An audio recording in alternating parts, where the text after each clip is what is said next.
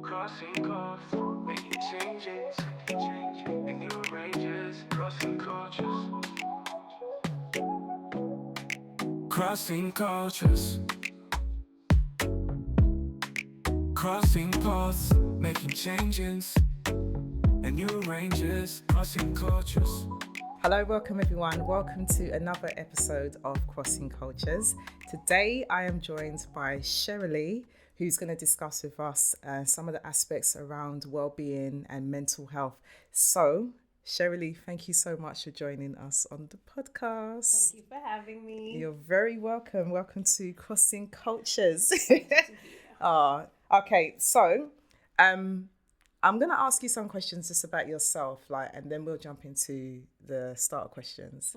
Okay, so just for the people that are listening or watching, who is Sherri-Lee?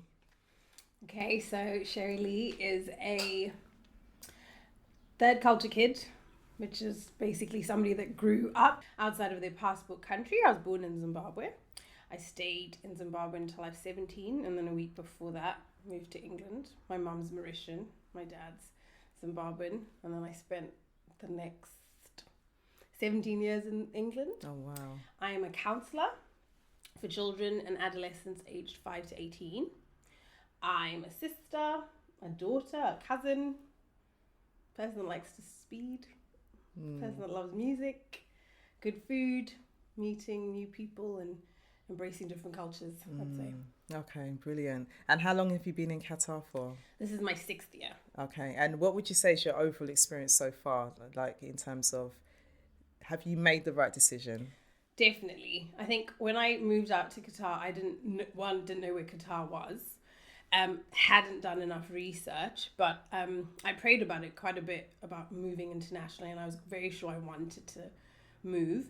And the first year was hard, trying to readjust and learn a new culture. But because I'd done it before when I moved from Zimbabwe to England, I kind of knew what to expect relatively. And then, by year 2 was COVID, so, it was a bit isolated. But once COVID was done, I loved it. I remember saying, I wish I had done this in my 20s. Like, it was such a nice experience. I loved the weather. I loved learning about the people, the culture, just seeing sunrises in the morning, watching sunsets, being able to, afford things, have, actually money left in my bank account. Right. By the end of the month, that was like a novelty. And it was nice that I was able to still do the same job, just in a different context.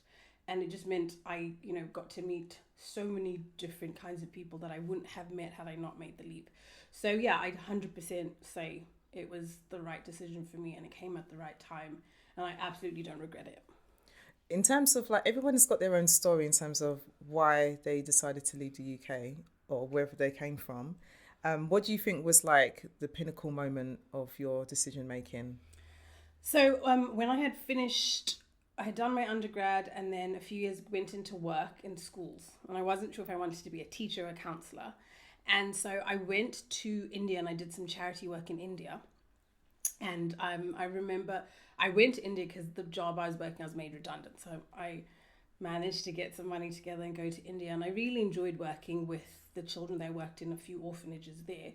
And it's just basic stuff like helping them build their rooms and paint the building and, cooking stuff for them and teaching them their homework and taking them to school. But I think when I was in India, I was like, okay, I think it's definitely counselling and not teaching. And so then I went back to the UK and then decided to train as a counsellor. The road to becoming a counsellor is really long and it put me off a few times, but at that point, I definitely, again, had been praying about it and was sure, okay, this is where I need to go into. So when I finished, I think one of the hardest things was you spend, a good 4 to 5 years retraining and you think you're going to walk into a job. And what I realized was that counseling is not a protected field. It's not like a doctor's role or teacher's role or lawyer's role. Because it doesn't have a protected field, it's finding just a regular 9 to 5 job was really challenging. So what was happening is I was working 2 days in one school in one area, like in Peterborough. Then I was doing 1 day in London. Then I was doing 1 day in Luton. Then I was doing 1 day in Northampton. And then 1 day in Cambridge. So what I found is like every day I was in a different town. So I just was burnt out very quickly on. And so that made me just a little bit disillusioned with the decision.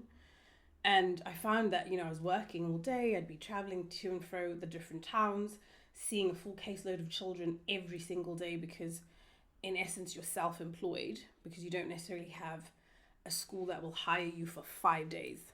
You have different schools. So you're going in and out of schools. So you've got different head teachers, different systems, different everything. And then you get home at night and you're having to, write up your reports and your case notes. I just was really tired all the time. And I got to a point where I noticed I was like, my mental health itself had just, was so low. And it was really ironic that I was going into these charities and schools helping other children, but it was really taking a toll on me. And I remember just getting to a point where I got up one day and I just said, I can't do this anymore. Like, I just can't. And it was relatively early on in my career. And I remember opening my laptop, prayed about it, opened my laptop and just looked on The Guardian and applied to like 5 different jobs. Didn't know anything, but I think I was just at the point where I was like, I just need a change. And Qatar was the first one that got back to me and I took it. And that's what led me. I applied to Malaysia, Qatar, I think Dubai, I think Singapore as well, but I just remember Qatar was the one that got back. Interesting. When I did the interview with Rhoda, which was the first episode, she also mentioned about The Guardian. Yeah. Because she was talking about The Guardian and Tess. Yeah. And I was like, The Guardian for international jobs? I know. I would never ever go to The Guardian. Yeah. So and that's why this platform is important because it just gives another examples of people's roots and how they managed to find the jobs is really important. Yeah. Interesting. Really. So how long was you in India for? I wasn't there for long. I was there for, I think, 2.5 weeks the first time. Right. I went back again a few years later. But yeah, I think it was just, I was so fixated on going to help those kids. And I tell you, like, I left feeling so enriched because their zeal for life, despite not having parents or a roof over their head or resources, just made me want to like fight, and be like, you've got so much more, and yet these kids are so resilient and so happy and just such lovely children. And it just made me realize that childhood can be similar in different parts of the world, even though I'd never been to India before. And working with him one-to-one was the thing that I was just like, no, definitely. Do you know what's interesting about that is that everyone who thinks that because we live in working Qatar, that all our students are coming from wealthy backgrounds, and that is not the case. So a lot of the parents are doing exactly what we've done, left their home country to create a better life for their children. And, they're quite modest in their lifestyles as well. So it has that kind of like changed the way, because you got a different perspective. You've seen the students in the UK, in India and Qatar, which is one of the richest countries in the world. Do you necessarily work with a lot of the Qataris, or do you work with more of the expat students? I think it's a mixture of both. Okay. Initially, when I first started out, I'd say the majority of students were maybe more from Western backgrounds. But I think that was just kind of like doing the psychoeducation on mental health in general, come from countries and cultures where it's pretty norm to say you go to see a counsellor, that's okay. So I think once you start normalizing getting help when you need it, I've noticed now there's no like cultural barriers in terms of the cultures that seek support. Right, so I'm going to jump into some starter questions, and the first question is, what part of your life have you still not figured out? Just a nice, quick, easy one for you. Really easy, Keisha. The bit that I haven't figured out is, I think I had my life planned up until my master's and working and being independent to a certain extent and owning my field and my career. It's the after bit that I was just like, oh, okay, what was the dream for after that? I think that's what preoccupies my mind a lot more now. I thought I wanted to do a PhD, but I didn't want to go straight from like degree to degree. I wanted to have a bit of life experience in between. So I think it's that bit. It's the, okay, what's the next progressive thing? I don't like to feel like I'm stagnant. So it's the thing of like, okay, I've had some really high highs in terms of, you know, getting into the, you know, the universities. I've got the grades, I've got the career that I, you know, developed. But then it's just like, okay, and then what? Like, I haven't got that bit figured out in all transparency. I think like when you're in education or the kind of fields that we're in, it's like, where do we go next? Yeah. I feel like in other careers, they can kind of go into different fields. I think teaching is quite like, it's very, most people come from different professions and go into teaching. Yeah. And there's not many like stories of teachers leaving the teaching profession and then jumping into something else that's quite successful, even though we know it does exist.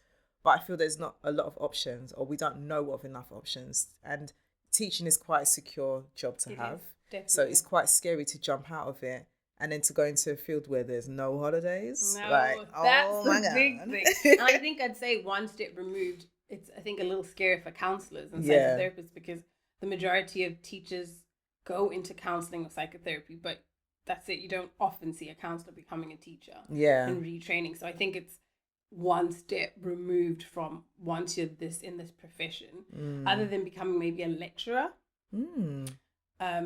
or a consultant. Those are the two avenues I've seen people who are counsellors and mental health professionals do. But yeah, it's not. But I think there's a lot of transferable skills. You just have to wait for the opportunity. Yeah, because then the other field that I heard of as well that's quite a good option for teachers is project management. Oh, okay. And I have been looking into it. Oh, because I'm like, not that I'm trying to jump out of education, but also project management does help how you implement ideas and changes in schools as well. And it adds another skill. So I'm kind of looking at that. Do I do the MPQ SL? I'm like, you know, what do I do next after the stuff that I've done? And I'm like you. You know me. I don't like being stagnant. I'm always thinking of, what am I going to do now? This is an idea. And then when I'm sharing it with people, I'm like, in my head, I'm thinking that people thinking, what is this girl up to now? What is she doing now? I think it's good. And that for me, it's like, if you don't test what people like, you don't know if it's worth putting your energy into. True. You know, so that's why I come up with these little ideas and see what the feedback's like. It's like, nah, people don't want that. Do something else. So it is kind of like, yeah, I like to keep things moving. You're very industrious and very entrepreneurial. That's one thing I admire about you. Oh, bless you. You do have a lot of hands and fingers in different pies, which I think is great in this day and age. Yeah, and I think the job allows us to do that. It's the time that we have. True. You know, because when we're back home, we're always busy. So for me, I'm like, let me take advantage of the free time that I have. And I don't want to go back home with any regrets. Like, oh, when you had the free time, you could have done X, Y, and Z. So I'm trying to explore it now, whilst I have the freedom to do so. And then we'll just see what pops off from that. You know, we'll see what happens. Okay, I know that you have a great relationship with your parents, which I absolutely admire. I think it's so beautiful. I really do. I just absolutely love your relationship with your parents. My question is, describe your relationship with your father in one sentence. Phenomenal. My father's a go-getter. And the wind beneath my wings. He's the person that would say, the sky's your limit, and he will back you up no matter what. So supportive, always sees the stars, and is the can-do person that will help you achieve it and get there. And that is amazing. I call him my moon fixer. When I was a little girl, we were in the car driving. I know you said one sentence. No, go for it. We were in the car driving, and there was like a little crescent moon. I remember saying, oh, Daddy, you know, my mum said, oh, look at the moon. And I said, oh, yeah, the moon's broken. And then my mum said, no, it's not broken. I said, oh, don't worry, Mum, Daddy will fix it. And literally, that's been the metaphor for my life. My dad is my original moon fixer. Like, there's nothing I come to my dad with that he does not go to the ends of the earth to do for me. He's so, so supportive. And my mum, the same. But yeah, he's an amazing father. Well, if you had to like show your mum appreciation for choosing the right husband, how would you summarize that? So my mum, I think they're compatible in that, like, my dad's very much, I see the mountain and we're going to climb it. You know, he doesn't think of what tools you need to get to the mountain, whether my mum will find the detail and the minutiae. She's the neck. She'd be the person that holds everything up, that makes the dream, happen. From when we were kids, like, she's just the glue. I describe her as the glue that holds us all together. And I think her being such a nurturing and compassionate mother has just meant, she balances my dad well. They're very opposite. Okay. She's, Mauritian, he's Zimbabwean. They've got different ways of thought, of culture, of everything. But one thing they've got, they're very compatible in that, like, they build together. And I think my mom's ability to connect you, to glue you, to support you, like, she is like the original MVP. Like, my dad's so gregarious in nature, and she's also she's confident, but she's the quieter one out of the two. She's the stuff that makes things happen. My dad is what you'd see, the public would see, but behind the scenes, she's holding it all together. Literally, like, behind a great man is a good one. Yeah, 100%. Yeah, 100%. okay. She's very brave, like, marrying somebody from a different culture, different time, everything. My mum left home at 17 and never went back, moved a few times, and then moved to Zimbabwe, was working there for a while, and then, called her family to say she had met somebody, my dad, and then they were going to get married. And, like, my dad they got married in the Seychelles, which is where my mum's family moved to. And he moved, like, they came to the Seychelles 2 weeks before the wedding. And I remember saying to my dad, so what, you met, like, your in-laws 2 weeks before the wedding? Like, that's mad. But, they just had a very kind of like fairy tale romance kind of thing where they're so different. My mom, it's like Lady and the Tramp, not that I'm calling my dad the Tramp, but my mom is so, she's just really well cultured, well read, well versed, well traveled, and my dad's just a guy. Yeah. So yeah, I think she makes him better. Oh, how many years have they been married? They've been married 41 years. Oh my goodness. This year will be 41. Wow. Yeah. That is amazing. Yeah.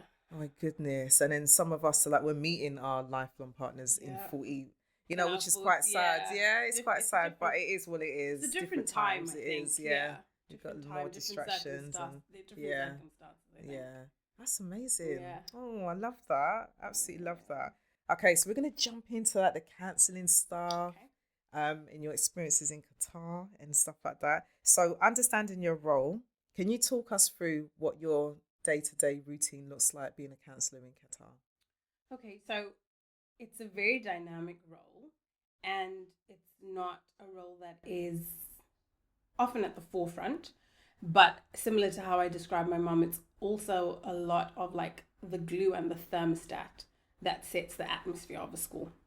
So it's very dynamic in that no day looks the same. So typically a day could mean I get to school and before I even made it to my counselling room, there's a child waiting for me at the door. And once your day starts, it's just like a speed train until the end. I think with the counselling role, you have to have the ability to pivot and to juggle a lot of things at one time while still being composed and suspending what you've got going on to support others, whether it's a parent or a teacher or a student.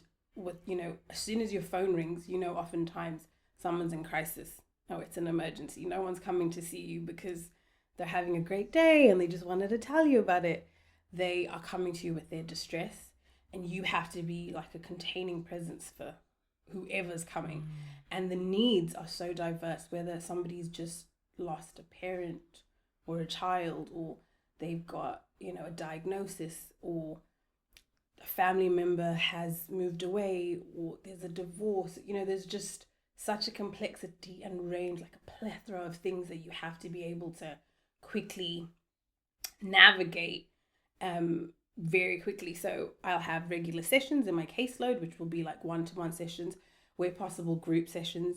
You have to promote the work in terms of providing psychoeducative work, so meeting with teachers that maybe are concerned about a student that's not accessing their curriculum or learning. You have to field concerns from parents and manage their anxieties about what's going on with their child. You often have to sit in child protection meetings and safeguarding, because the nature of the role is oftentimes people come and tell you, students come and tell you stuff they can't tell other people. And so a lot of the time the work then leads to like, child protection disclosures that you have to follow up with. And it's not a case of once you do something, you're done. It's just constant. I also try and access children that don't have access to me by I used to work for a place called Place to Be in the UK. Like I did my training there, and they had a model called Place to Talk, which was for children that didn't have counselling referrals, that didn't make it to the list, but had needs. And they would have their counselling room would just be open at break times. So tons of kids would come in. So picture break times being like filled with like a range of different kids that want to play and want to talk, and oftentimes just want somebody to listen to what they've got going on. So you're constantly moving, it's constant motion. Yeah. But at the same time, you have to be regulated enough to be still, to work out what a child is often saying to you when they don't use the words to say it, through their behavior, through their play, through metaphors, through how many times did they move their hand when they spoke to you? Did they swallow? And, are they trying to repress something down? You're constantly having to assess, because in counseling, you're the instrument. It's not like you can pull out stuff and say, this is what we're going to do to help you. Your intuition, your experience, your skill set, your capabilities determines if you miss things or if there's a rupture or a repair in a session. So you have to be so attuned with that child that's coming in whilst managing the demands of a very, dynamic workplace. Yeah. Wow. That's a lot. It's exhausting. Yeah. How many counsellors do you have in your school? One. You? Yes. That's me. Wow. Yeah. Oh my God. So it's an all through school? Yeah. Okay.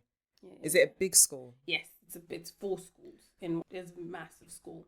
And I think one of the things I've learned when I was going back to telling you about counselling is not a protected field, there's so much work that still needs to be done around mental health and the provision of counsellors. So the ratios are ideally 250 counsellors, 250 children to one counsellor. The realities is about 450 kids to one counsellor in most settings. But it's a role that isn't always as invested in as maybe some of the other roles like teaching or pastoral lead, because oftentimes the mentality is we send the kids that, whose behavior is, and we label, and that the person handles. But realistically, like a counsellor really works with your pastoral team, works alongside your head teacher in a very different way. I describe it with the kids and stuff. I say it's like we're all going to the same destination. We're just on different roads. You might be on the Shamal Road, I'm on the coastal road, but we're going to the same place, trying to achieve the same thing. But it's a very different role to a teacher role. Yeah. And I think trying to have to navigate and maybe, explain that sometimes, it's just part of the process, and it's part of pioneering the role. I think when I became a counsellor, I didn't know how much you would still have to do to promote and get the world around you to value the expertise that you bring. Yeah. That it's different, but equally as important. Yeah. Lovely. Oh, my goodness, it's a lot. Okay, so cultural considerations, because there's lots of things that we can't do because of the environment that we're in and the restrictions. So how have you found that quite difficult to, fulfill your role and to practice the way that you are used to practicing? Yeah, that's a really good question.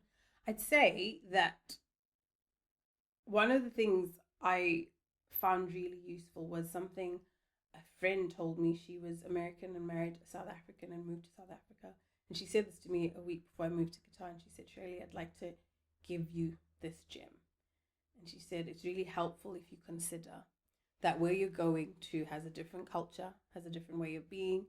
And one of the things that I found most useful to remind myself is it's not wrong, it's not right, it's just different. And I was like, oh, okay, thanks. At the time, didn't mean a thing to me until I got here and I realized, I think the first few months, I kind of just wanted to throw myself into, oh, I'm a counselor and this is what we do. And, and I realized I had to kind of like step back and learn the environment. When I was in England, I wanted to work in London. I lived in Northampton and Milton Keynes. And it wasn't a very two diverse towns at that time. So I would go to London specifically because I wanted to access diversity. I wanted to work with a range of different children.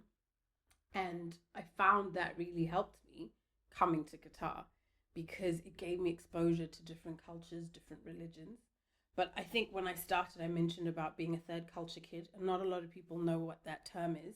And like I said, it's a person that grows up outside of their passport country. So your passport might say England or Zimbabwe, but you're growing up in Qatar or Jamaica or America.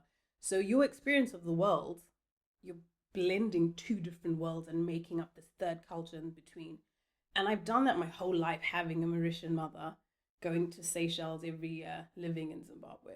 I've had to, navigate different cultures every single day. If you ask me what my favorite food is, I'm like, do you mean like the Zimbabwean food or the Mauritian food or the English food? Like, because I have, all these things make up that identity. But that identity helps you in that you're on the margins. You're never fully fitting in anywhere. You don't fit in anywhere because nobody understands the hybrid nature of your identity. It's not as simple as like saying I'm from here, I'm from that. But one plus that gives you is that because you're on the margins, you're able to see people on the margins. You're able to see difference in a different way than if you're sitting in a culture that's the majority or the host. So coming here wasn't that hard in that, like, I've been navigating difference my whole life. And so those skills equipped me to just pause and be like, okay, this is a different avenue and element I'm adding to this. Yeah. And so that's all I did. I observed and then learnt, asked questions, lots of like, tell me what's culturally appropriate. What can I say? What can I not say? I, went to find out what the services are here.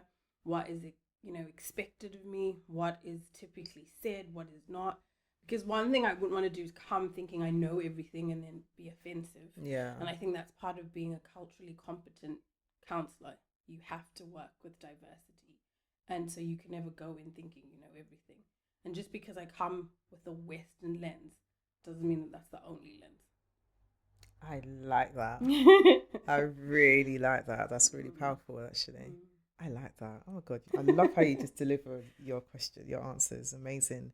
So being in Qatar, do you think there's enough awareness around mental health?